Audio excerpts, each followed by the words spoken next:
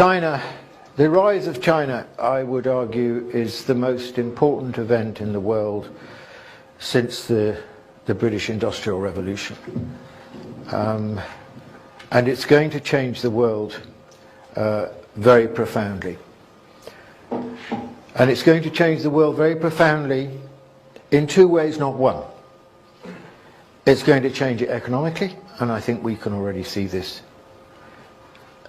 And secondly, it's going to change it politically, intellectually, morally, spiritually, ethically, militarily, culturally.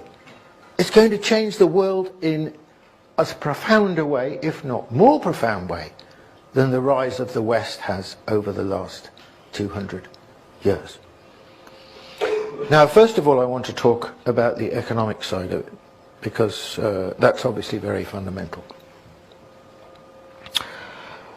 The rise started in 1978, when China started to grow at about 10% a year.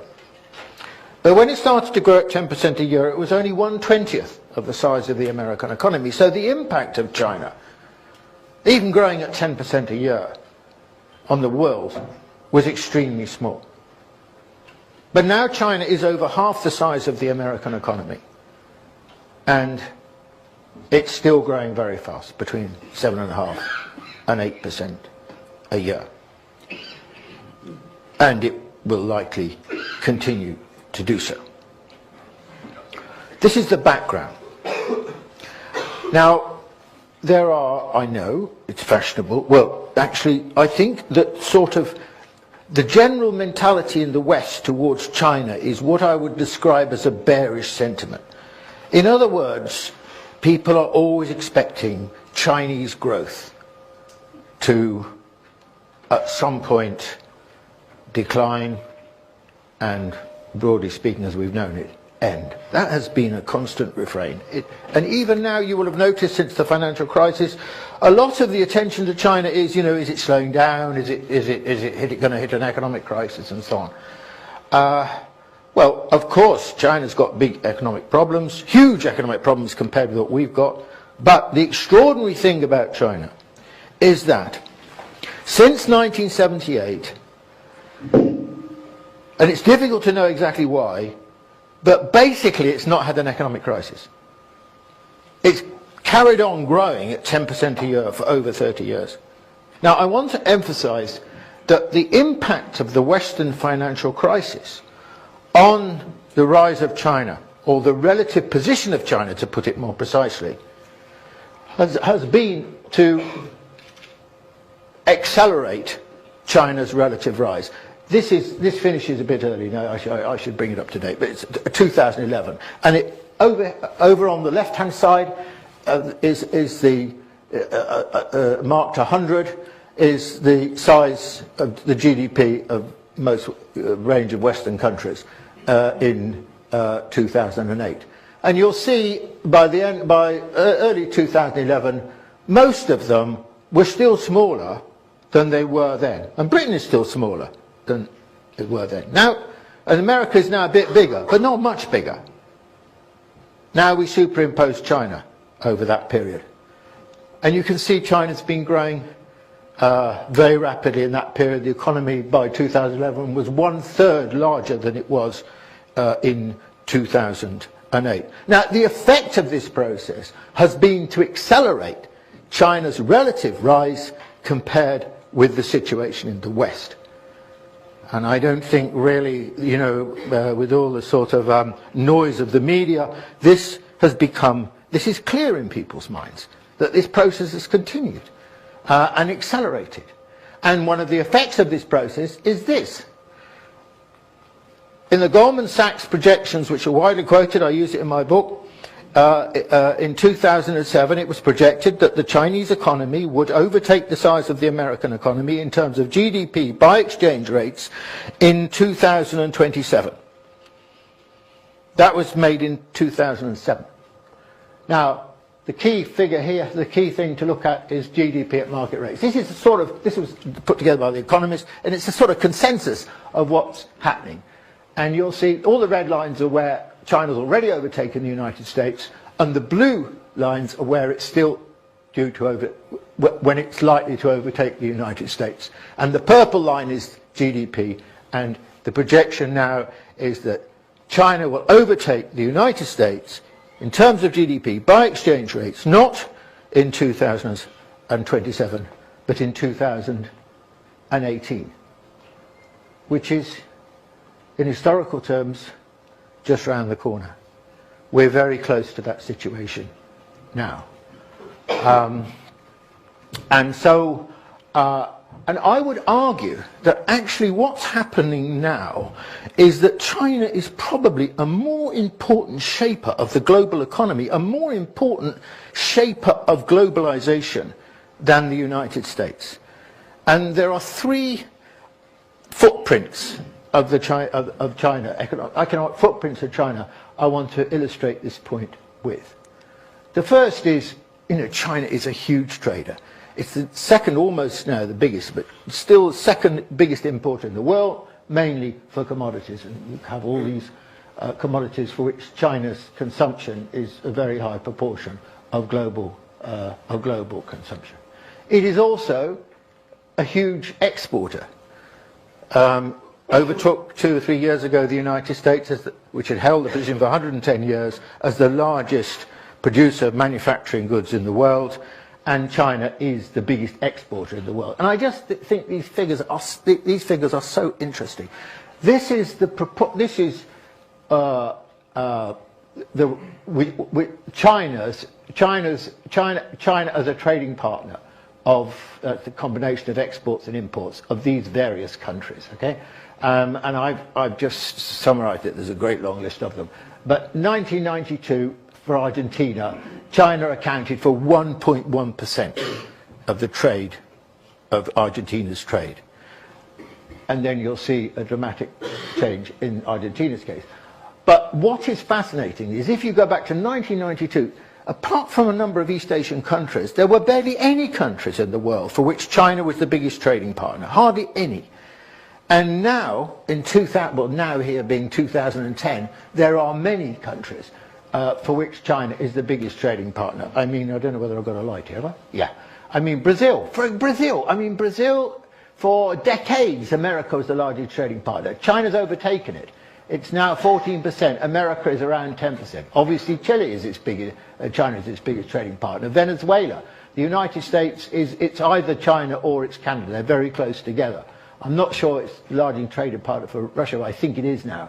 And then for Pakistan, largest trading partner, India's largest trading partner, China. Egypt, not sure. Saudi Arabia, not sure. South Africa, China's the largest trading partner. All these East Asian countries and Australia. And this is steadily growing. I mean, this is a fantastic transformation in 20 years, and it's growing. I don't think it'll carry on growing as rapidly as it has, because China's exports are not going to carry on growing as rapidly as they have because of the shift towards consumption. But nonetheless, the process will continue.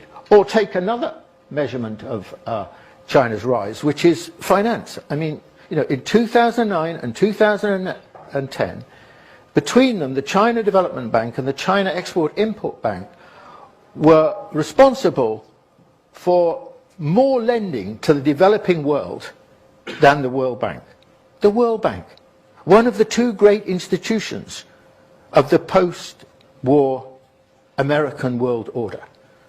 And one can see that in time, the World Bank is going to become relatively insignificant, probably, in global terms. It depends a lot on to what extent countries like China and to a lesser extent India and so on put their funds, their money into the World Bank. But I suspect that it'll be much more complicated than that, because I expect there to be a different kind of international economic order as China develops along with other developing countries. But China is the key player, without any doubt, in this respect.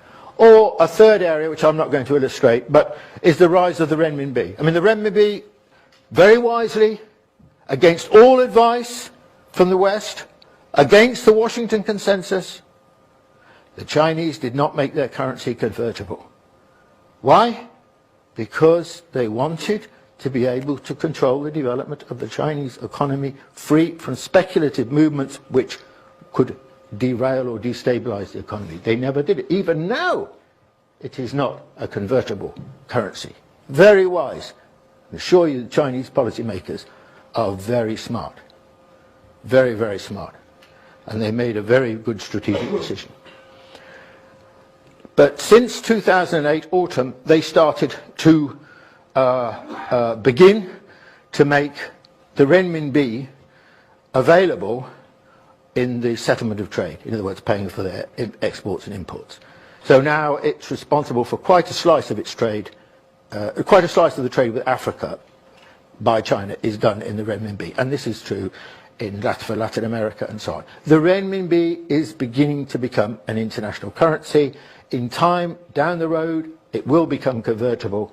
And when it comes convertible, I think it won't be very long before it displaces the dollar as the dominant reserve currency in the world. I'm not going to fix a time on it, but we're not talking about 50 years. We're talking about, well, it depends when they make it convertible, but within the next 20 years.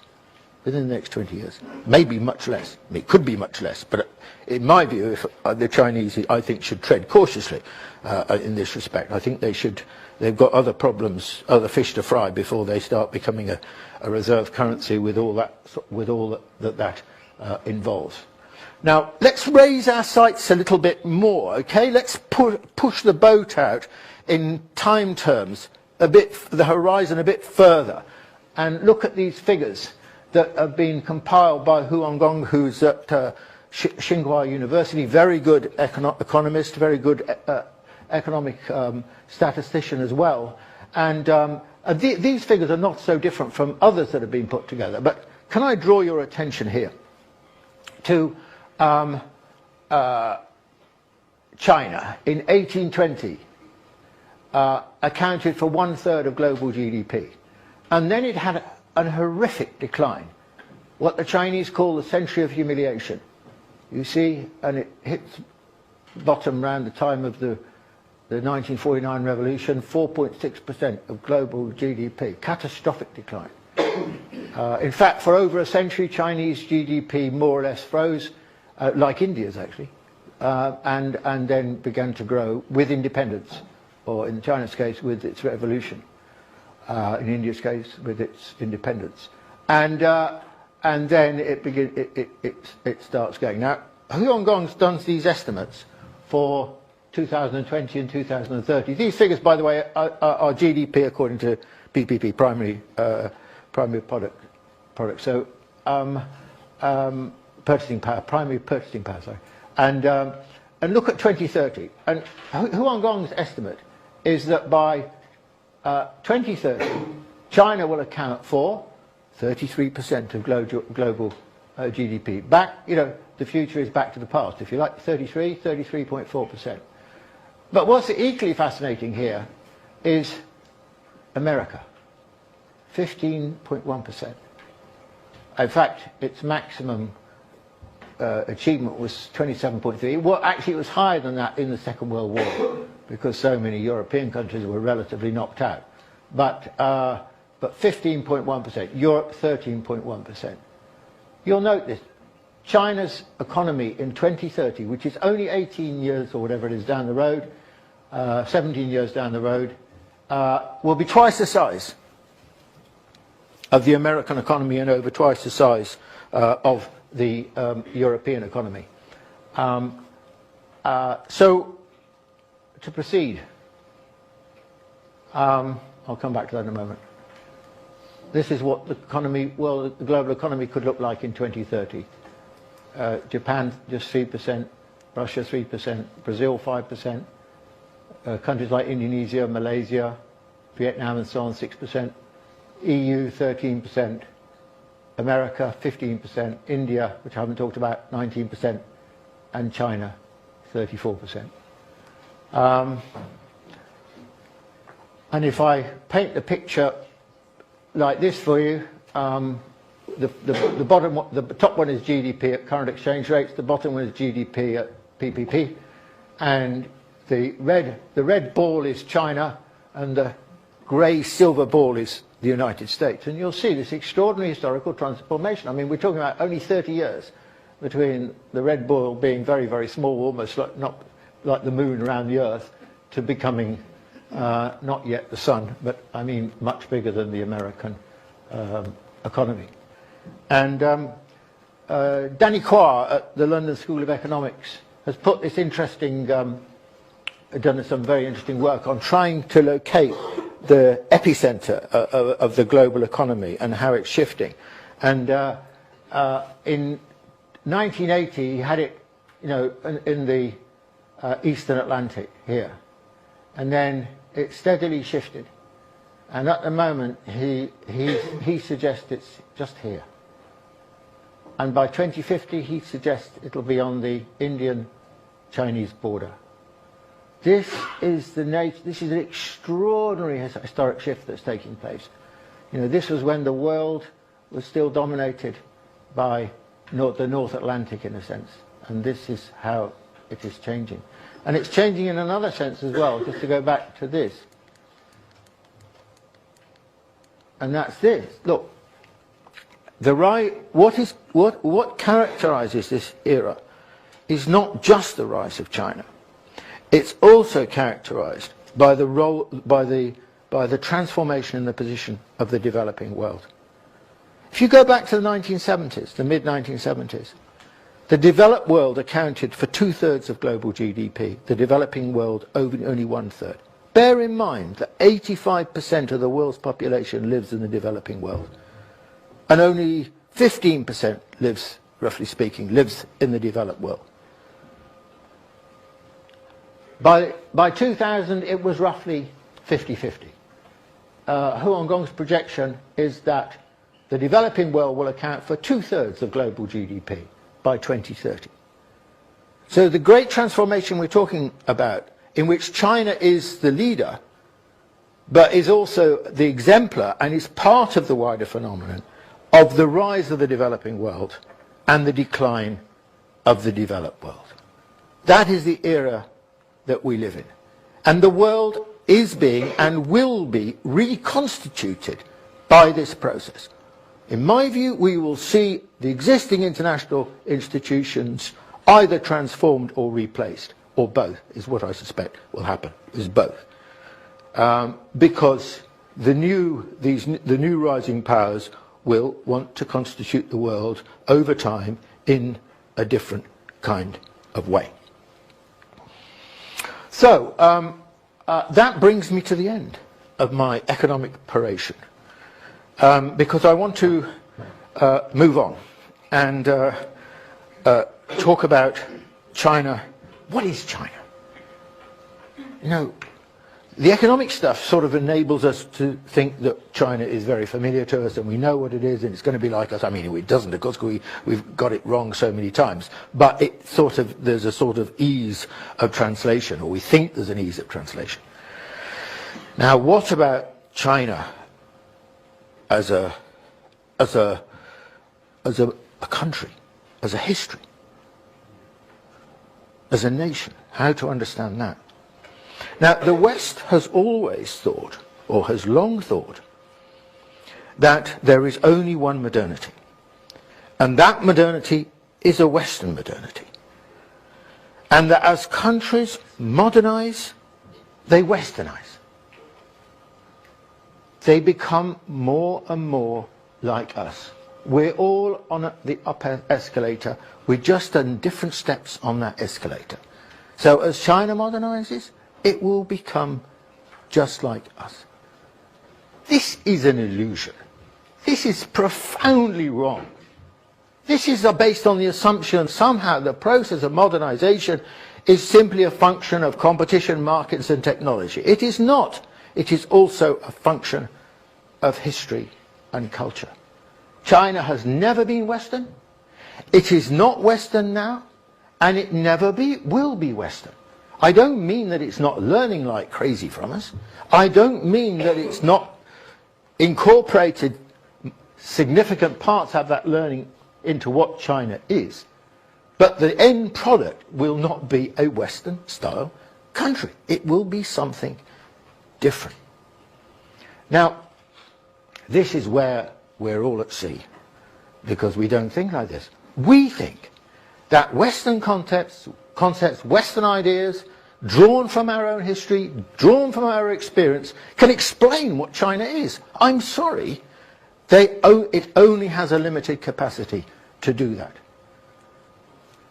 And I refer here not just to general, media stuff and so on. I refer to a lot of China scholarship by, China experts in the West. I mean, in varying degrees, but there are great exceptions like Lucien Pai, who I think was a great scholar of China, who was at MIT. Now, what I want to do, the main thing I want to do today, before I get onto the UK and where we're going to be, is to try and give you some building blocks for understanding China. And I'm going to give you, as quickly as I can, 5 key building blocks for understanding China. The first is this. China is a nation state. But it's only called itself a nation state for the last century, bit more than a century. Anyone who knows anything about China knows that it is a lot older than a century.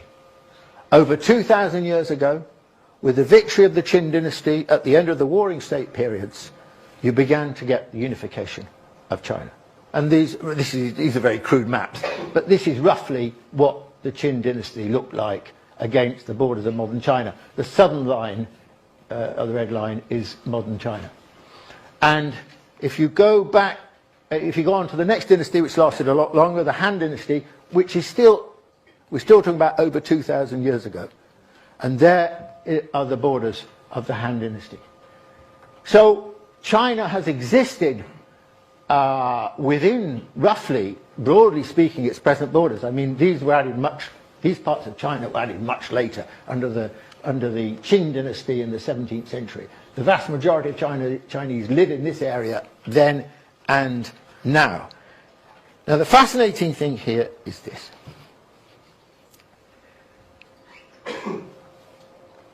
China, the Chinese, the way the Chinese think of themselves, what it means to be Chinese, the way they think of what China is not a function of the last 100 years of being a nation state.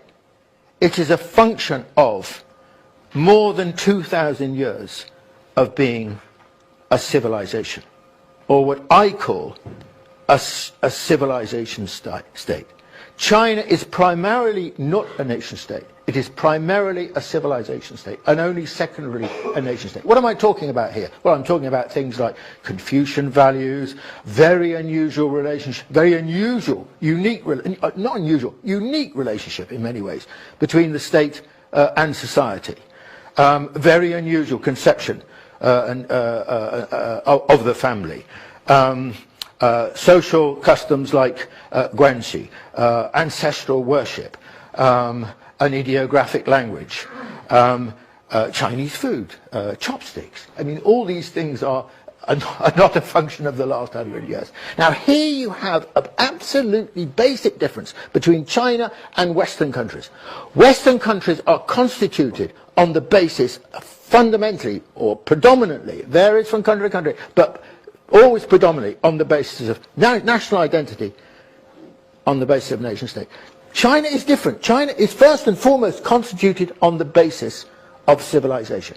It has absolutely far-reaching implications. You cannot understand the Chinese state without a concept of Chinese civilization and the civilization state. You cannot understand the Chinese attitude towards race, which in many ways is very different from what predominates in the West, without understanding this notion of Chinese civilization. I mean, the whole evolution of the Han as a concept, as a construct, as a race, and so on. So this is absolutely point of departure for understanding China. I'm going to give you one very, very quick example of this, because I could go on. It's such a fascinating subject with what seems to me enormous implications. But Westerners don't really get it. Well, I did a talk in India. In fact, I did a series of talks in India. And for India, it's very different from China, but they got it. They got it in a way that the Westerners don't get it. because we have no experience of this. But India has, and many other countries in the developing world have some sense of what one's talking about here. Now, remember 1997, handover of Hong Kong from Britain to China? And you may remember the Chinese offer was one country, two systems. And I don't think any of us really understood what the hell the Chinese were on, us being in the West, understood what the Chinese were really on about when they were making this proposal and what it would mean. I think we probably thought, well, when China gets its hands on Hong Kong, it'll just be like the rest of the People's Republic of China. It's just window dressing until they get their hands on it. Well, we were so darn wrong, weren't we? Because today, Hong Kong is as different from the rest of the PRC as it was in 1997. They meant it. They meant it. Why did we get it wrong? We got it wrong because we have a nation-state logic. What's a nation-state logic? One nation, one system. German unification after 1989. What happened? East Germany disappeared. Reconstituted on the basis of West Germany, the new Germany. It was a perfectly logical way of doing it for Germany because Germany is a nation state, but China is not a nation state. China is primarily a civilization state. It is impossible to run a country of this extraordinary size and diversity on the basis of rule from Beijing and everything is the same. It's a this is a continent. This has got 1.3 billion people. That province those four provinces together have a population larger than that of the United States. Those 9 provinces there each have a population larger than that of Britain or France. It is vast. It varies enormously, not just economically, but also politically, culturally, or in many different ways. The only way that China could run is on the basis of actually one civilization, several systems. So this has got enormous importance. Okay, I'll stop talking about civilization state now, but it's such an interesting subject I'd like to carry on. The second example I want to take is about the family. Now we think, often people in the West think, well, the process of the growth of individualism in society is a generic global trend, and every country will go in the same direction and become, in a sense, like we have done. And it is certainly true, that young Chinese, there's all sorts of, whatever I say about history, one's always got to remember that China is changing at the speed of light. And the gap between generations is enormous because they've been shaped by and conditioned by and generated by such different circumstances. But having said that, there are also extraordinary lines of continuity. And a key continuity is undoubtedly, notwithstanding the one-child policy and things like that, is the sheer importance of the family, one of the 2 great institutions in Chinese society. The family is nodal, pivotal in Chinese society in a way that it just isn't in the West, in any society anymore. How is it? Well, there's lots of illustrations I could give you. The Chinese always write symbolically they write their name. The family name always comes before the given name. The family name is what matters, not the given name. Marriage is a union of families, not simply a union of 2 individuals. Chinese parenting, you may be familiar with this, but Chinese parenting is really significantly different from Western parenting. There's a very good book by Howard Gardner, the Harvard educationist, on this. I think he must have adopted a Chinese kid or something because he spent quite a bit of time in China. And he draws the very strong differences. Chinese parenting is much more prescriptive. It's based on a much stronger notion of what is right and what is wrong, and the authority of the parent is much greater than it is in Western societies. Or the position of the elders, the seniors in Chinese society. By law as well as by custom, it is the responsibility of parents to look after and keep the elders of the family, the seniors of the family. And also, by the way, and this is not confined by any means to China, but it's common in East Asia, it is a shame shame-based culture, not a guilt-based culture. Western culture is a guilt-based culture. We need to save, we have to, Jesus Christ, was born on earth to save us from our sins. That is not the way in Chinese society, or in Japanese society, or Vietnamese society it works. It is based on shame, a question of losing face, and so on. And you are socialized via the processes within the family. The Chinese essentially have a much more optimistic, and always have had much more optimistic view of human nature than Westerners. They don't think we're inherently sinful. They think if you're brought up in the right way by your family and by the educational process, there's no reason why you can't be a good person. So that's my second point about Chinese society. This is a fundamental difference, and whatever the enormous changes taking place, this will be in various ways, changing ways, mutating ways. It will remain, it seems to me, fundamental feature of Chinese society. Thirdly, China as a great power. Now, I suppose the assumption is, what will it be like? And the assumption, I suspect, that most of us have, well, some way or other, it will be like the United States. That it will exercise the same kind of the power in the same ways as the United States in a situation of global hegemony. I don't think that's right. I don't think that's right. I don't mean they won't have anything in common, of course they will. But I don't think that's right. And I don't think it's right for the following reason. It is true that European and American society, Western societies, share with China a notion of universalism. They think that they both share, both aspects share, the idea that in some way or other they are a model for the world. But the way in which they interpreted historically being a model for the world was profoundly different. For Westerns, for Europeans, because we start with Europeans here, the Europeans interpreted universalism as a desire to expand across the world, to conquer territory, and to civilize the uncivilized, to project and convert their religion, Christianity. I mean, this was what the colonial empires that accounted for such a large percentage of the world from the late 19th century until the middle of the 20th century were about. Now, China's notion of universalism was very different. China's notion of universalism was the land under heaven, the Middle Kingdom, the most advanced civilization in the world.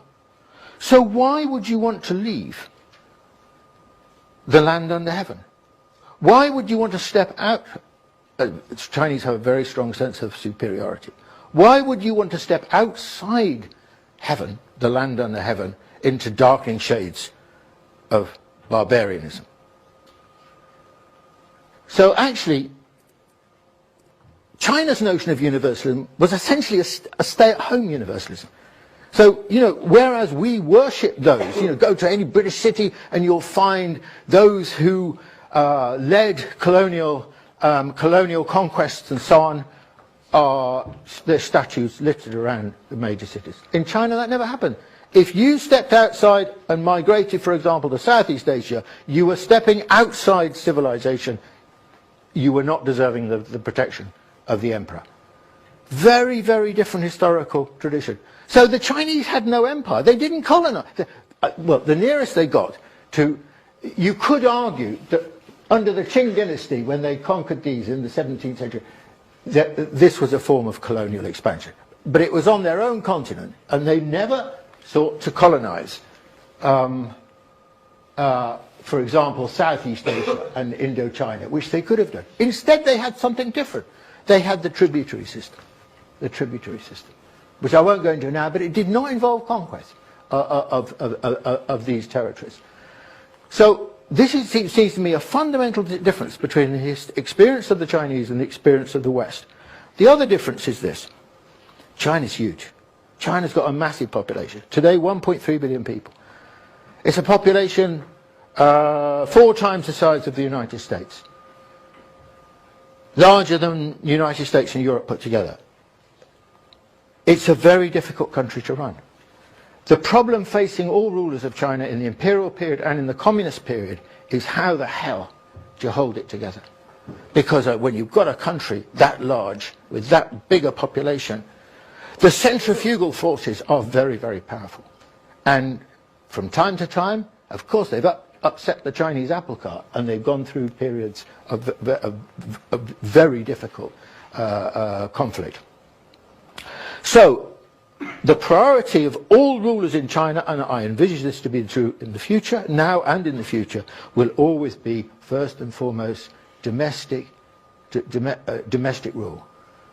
Avoiding chaos. You know, the emphasis on stability and order in China is for a good reason. It's an extremely difficult country to govern. I mean, governing a little island like Britain, in comparison, is a doddle. Governing China is extraordinarily difficult. This is why, in many ways, the Chinese state, and I'll come to this in a moment, is so hugely competent. So, that's my second point, that China will be a different kind of third point, a very different kind of global power. My fourth point is about the state. Now, we think in the West, we get the Chinese state absolutely wrong, in my view, absolutely wrong. We think that the Chinese state is the Achilles heel of China. You know, why? Well, because it's not democratic. So it's got no legitimacy. We think that the legitimacy of the state is purely and simply a function of democracy. But if you look at these kind of figures, for example, from Tony Sachs' work, he's at the Kennedy School at Harvard, on levels of satisfaction, and they're borne out by the Pew Global Attitudes figures as well, for levels of satisfaction amongst the Chinese with their government. They're extraordinarily high. I mean, the left-hand column, the blue one, is central government, and you see credibility, legitimacy goes down the more and more local you become. But they are extraordinarily high figures, and the Pew figures are the same. Now, how do you explain this, given that China is not in our terms democratic? Well, I would suggest three ways of thinking about it. First of all, for the Chinese, the state has a very different meaning and a different relationship to society to the one we have in the West. For the Chinese, they see the state as the embodiment of what the country is. They see the state as the representative guardian of Chinese civilization. It goes back to the question of the civilization state. It's the protector of the unity. If you want to know why Mao, to this day, enjoys such prestige amongst the Chinese, much greater than Deng Xiaoping's ever achieved, even though he was the architect of the economic transformation, it was because Mao did something extraordinarily precious in the eyes of the Chinese. He put the country together again in 1949. He reconstituted the state as the central institution of Chinese society. And even though he screwed up left, right and centre in all sorts of ways, subsequently, for the Chinese, this made him, if you like, one of the great emperors. Now, the second reason that I think the consideration to understand the Chinese state and its relationship to society is that in Western society, we see the state in essentially utilitarian and instrumental terms. What would it do for me? If you think it's going to work, you vote for X. If you don't think they're going to do a good job, you vote for Y, or whatever it is. Now, the Chinese don't really see the state in those terms at all. They see the state in familial terms.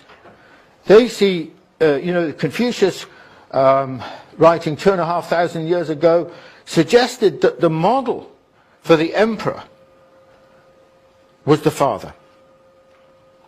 The emperor should act like the father it's obviously a patriarchal society.